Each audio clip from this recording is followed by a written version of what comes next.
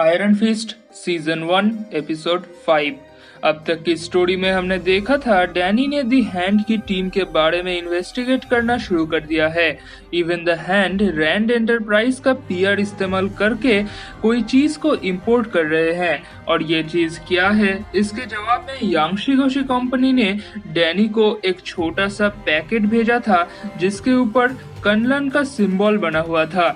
अब शुरू करते हैं आगे की स्टोरी।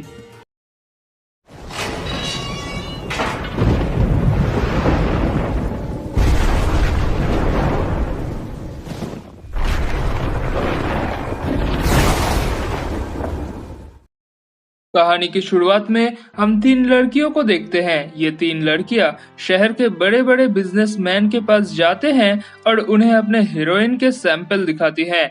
इनमें से एक बिजनेसमैन अपने एक आदमी को वो हीरोइन टेस्ट करने को कहता है।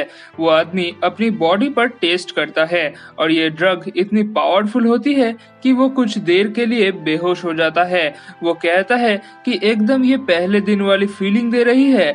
तब वो लड़की कहती है ये एकदम 100% प्योर है। वो बिजनेसमैन उनके साथ हीरोइन का बिजनेस करने के लिए तैयार हो जाता है। मीनवाइल हम देखते हैं डैनी अपने ऑफिस में है और रैंड एंटरप्राइज के एक केमिस्ट उसे एक हीरोइन के बारे में समझा रही होती है।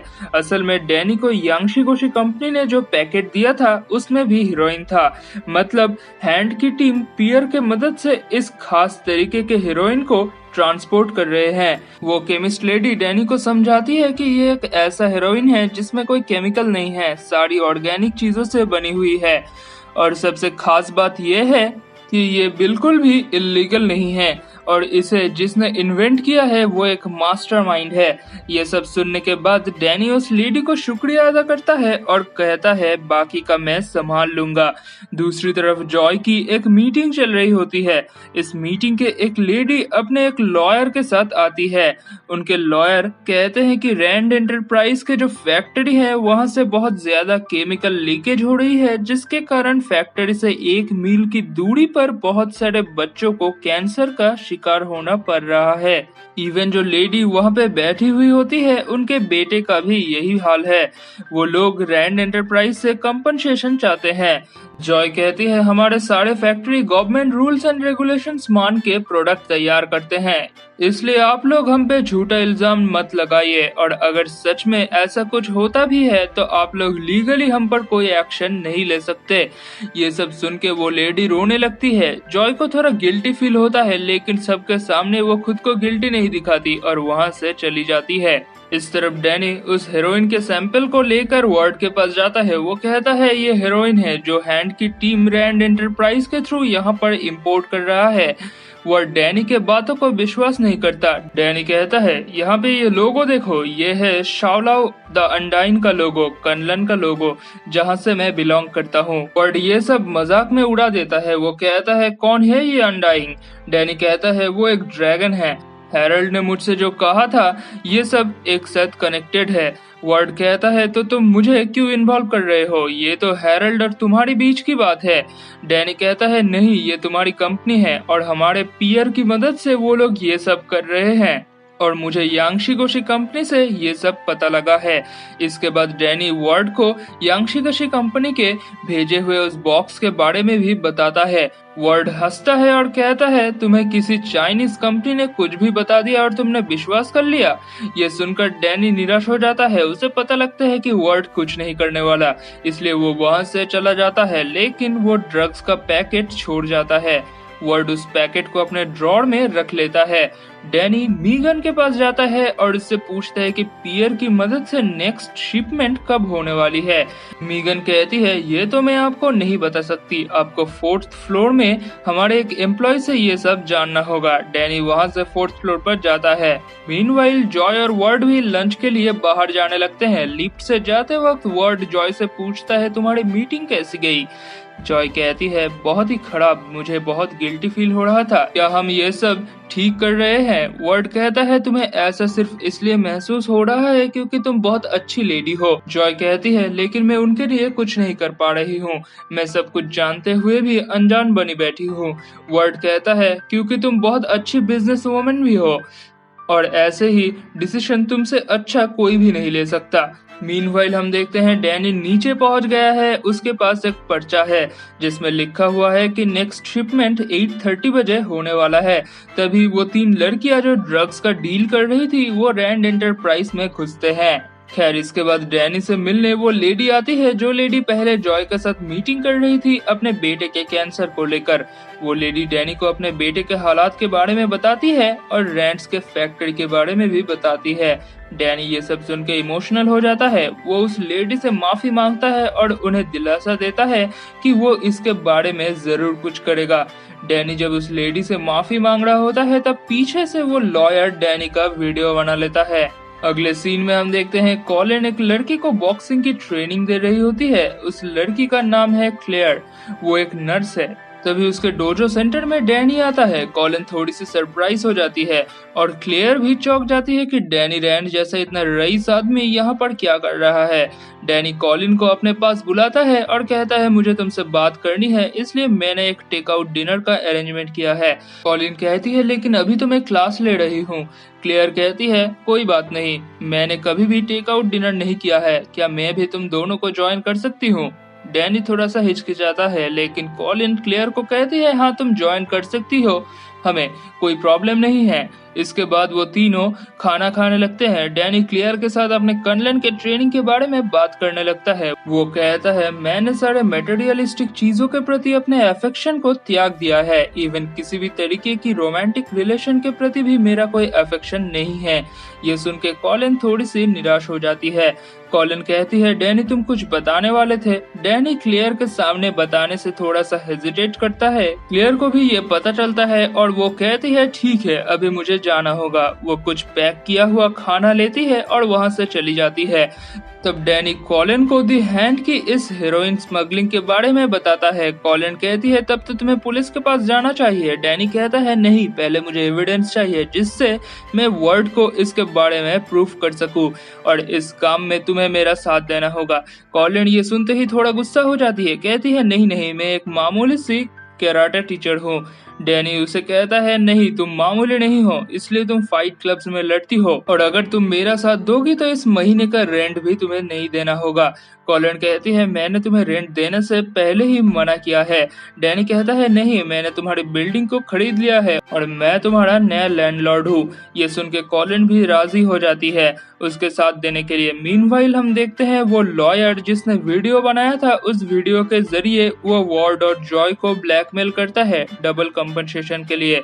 वार्ड जॉय से कहता है ये डैनी किसी अलग दुनिया में है, पता नहीं अब क्या होगा। जॉय कहती है हमें पैसे नहीं देने चाहिए, हमें अपना पॉइंट स्ट्रॉन्ग रखना होगा कि हमने गवर्नमेंट के खिलाफ कोई भी एक्शन नहीं लिया है। वर्ड कहता है बात तो तुम्हारी सही है, ठीक है मैं सोचता हूँ। इसके बाद जॉय वहां से चली जाती है और वर्ड बैठ के ड्रिंक करने लगता है। तभी उसके फोन में एक मैसेज आता है हेरल्ड के पास से। हेरल्ड कहता है तुम जॉय की बात मान लो। तब वर्ड को पता चलता है कि हेरल्ड अपने चेम्बर में बैठे बैठे सब कुछ देख और सुन सकते हैं। खैर इस तरफ डैनी और कॉलिन कुछ हथियार लेकर ऐसे ही प्रैक्टिस करने लगते हैं और कुछ देर बाद वो दोनों पियर की तरफ चले जाते हैं। मीनवाइल वर्ड अपने डिसीजन के बारे में बोर्ड के लोगों को बता देता है। बोर्ड के सारे लोग कहते हैं हमें ये मंजूर नहीं है, हम पैसे देके उनका मुंह बंद क्यों नहीं कर देते। वर्ड कहता है इसके बाद अगर सारे लोग हमारे दरवाजे पर पैसों के लिए आने लगे तब हम क्या करेंगे। तब जॉय भी कहती है वर्ड ने इतने सालों से जितने भी डिसीजन लिए हैं कंपनी के लिए वो अच्छे ही साबित हुए हैं, इसलिए हमें उसे सपोर्ट करना चाहिए। बोर्ड के मेंबर तब भी वर्ड के ऊपर बहुत नाराज रहते हैं। वर्ड खुद भी इस डिसीजन से सहमत नहीं हो पाता, लेकिन हेरल्ड का ऑर्डर तो मानना ही होगा, इसलिए वो बहुत टेंशन में आ जाता है और डैनी का दिया हुआ वो हेरोइन अपने ऊपर ट्राई करता है।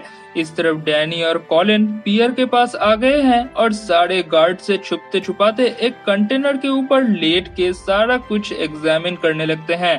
डैनी एविडेंस कलेक्ट करने के लिए अपना फोन निकालता है और तस्वीर खींचने का प्रिपरेशन करने लगता है। उसके सामने 3 ट्रक होती है। डैनी को शक होता है इन ट्रक्स में ही ड्रग्स लोडेड है और वो लोग इसे छुपाएंगे भी नहीं क्योंकि ये उनका ही पियर डील है।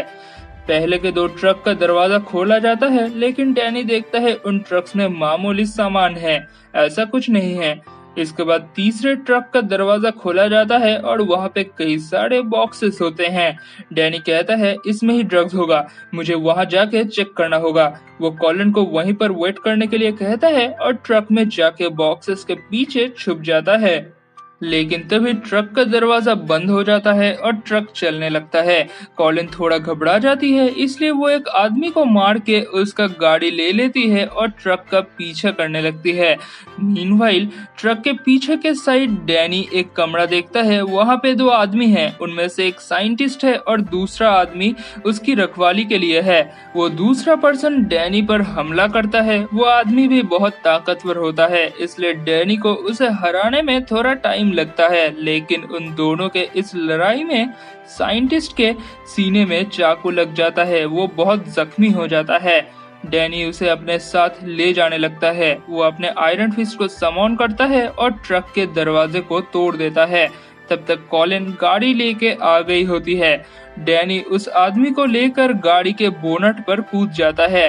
कॉलिन डैनी को सही सलामत देख बहुत खुश हो जाता है। दोनों उस आदमी को हॉस्पिटल ले जाने की बात करते हैं, लेकिन वो आदमी कहता है मैं 7 कंट्री में वांटेड हूँ, मुझे हॉस्पिटल ले जाते ही वहाँ पे पुलिस आ जाएगी। इसलिए वो दोनों उसे कॉलिन के डोजो सेंटर में ले जाते हैं। वहाँ पर क्लेयर आती है और उस आदमी का थोड़ा बहुत मरहम पट्टी करती है, लेकिन उसके बचने के चांसेस बहुत कम लगते हैं। वो आदमी अपने बेटी सबरीना के बारे में बताता है। वो कहता है हैंड की टीम ने उसके बेटी को किडनैप कर लिया है और उसके बदले उस साइंटिस्ट ने नए तरीके का एक हीरोइन का इन्वेंट किया है। अगर उन्हें इन सब के बारे में पता चल गया तो वो सबरीना को मार देंगे। इसलिए वो आदमी डैनी को रिक्वेस्ट करता है कि सबरीना को बचाने के लिए। द हैंड का नाम सुनते ही क्लेयर घबरा जाती है। वो कहती है पहले भी इन हैंड के टीम ने उसके एक दोस्त के ऊपर बहुत टॉर्चर किया था। वो इन सब में नहीं पड़ना चाहती थी, लेकिन अब बैक ऑफ करने का कोई तरीका ही नहीं है। वो डैनी से कहती है तुम उन्हें नहीं हरा पाओगे, उनके पास बहुत बड़ी निंजा की आर्मी है, उन्हें हराने के लिए कोई स्पेशल पावर की जरूरत है। डैनी कहता है भले ही मैं अच्छा बिजनेसमैन नहीं हो सकता, लेकिन इस काम को मेरे से ज्यादा अच्छा कोई भी नहीं कर सकता। तब कॉलिन कहती है तुम अकेले नहीं हो, हम भी तुम्हारे साथ देंगे।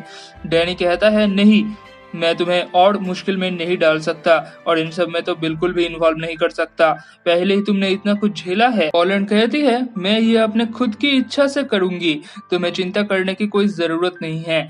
अगले सीन में हम देखते हैं द हैंड की वो लेडी ट्रक के उस आदमी से पूछताछ करती है जिसको डैनी ने बुरी तरीके से मारा था।